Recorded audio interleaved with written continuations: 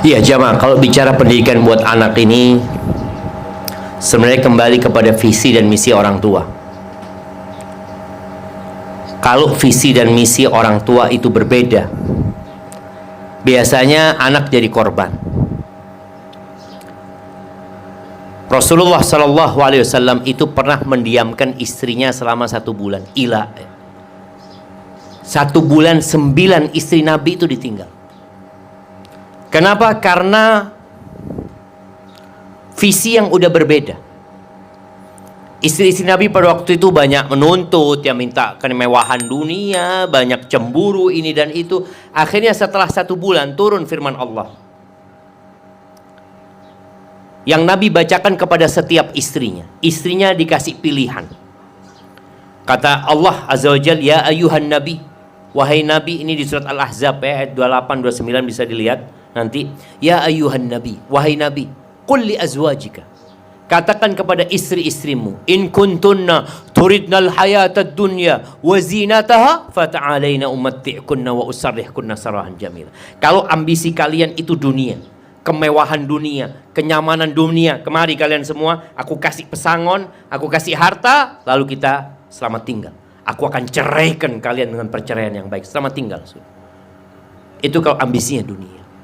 Tapi wa in kuntunna turidnallaha wa rasulahu wad daral akhirah, kalau ambisi kalian akhirat, Allah dan Rasulnya dan kehidupan akhirat, fa innallaha a'adda lil muhsinati minkunna ajran 'azima. Sesungguhnya Allah menyediakan buat orang yang berbuat baik di antara kalian pahala yang besar. Wallahi jamaah, dunia kita lihatlah, kita akan jadi tua renta, kita tidak akan dapat menikmati dunia. Kembali kepada pertanyaan sekarang, kalau ternyata visi mereka berbeda, maka sang istri perlu bertanya kepada suami, bang, engkau ingin anakmu jadi apa sih? Engkau kepingin jadi apa? Banyak orang tua mempersiapkan anaknya hanya untuk jadi orang pinter, hanya untuk menjadi orang yang dapat menghasilkan uang dunia, visi dan misi. Banyak orang pinter di penjara. Itu di Sukamiskin rata-rata orang pinter di sana. Bahkan profesor, doktor ada di sana. Anda pernah masuk ke sana berjumpa dengan orang-orang pinter jemaah di sana semua. Apa keinginan orang tua? Ingin menjadikan anaknya orang pinter. Dan ini pendidikan yang kayaknya perlu diperbaikin. Ini juga ada seorang yang Masya Allah, dia kasih masukan sama dia, itu tokoh sabung ayam se-Asia Tenggara. Orang ini. Kemudian dia bertobat. Dia mengatakan, Ustaz, kita itu salah didik sama orang tua kita, Ustaz. Loh kenapa? Dari dulu bapak ibu anak ngajarin, nak sekolah nak supaya jadi orang pinter, nak sekolah supaya jadi orang pinter. Nggak ada yang mengatakan supaya jadi orang soleh, supaya jadi orang yang bertakwa kepada Allah. Hampir nggak ada, Ustaz. Selalu supaya jadi orang pinter, supaya bisa bekerja, supaya bisa punya uang. Selalu itu yang ada di diri orang tua. Maka di sini perlu istri ngomong, bang, engkau kepingin jadikan apa anak-anak kita? Kalau bicara sekolah umum, lihat sekolah umum itu yang jadi masalah. Indonesia ini darurat seks bebas. Itu yang namanya laki perempuan dikumpulkan satu sekolahan. Jadinya apa? Dulu tahun 93. Iya. Itu ada penelitian di daerah kampus ya. Di mana hanya tinggal berapa persen yang gadis di sana. Laki perempuan dikumpulkan jadinya apa gitu.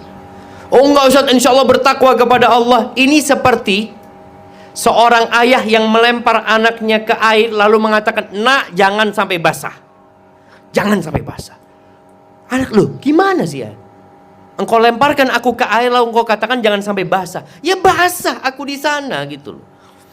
Maka kalau dikatakan apakah istri durhaka sama suami? Insya Allah enggak. Hanya butuh waktu suami melihat hasil anaknya. Anaknya jadi apa nanti? Anaknya jadi anak yang berbakti kepada orang tuanya. Jadi anak soleha. Sebagian orang berpikir terus terang jemaah, ya kurang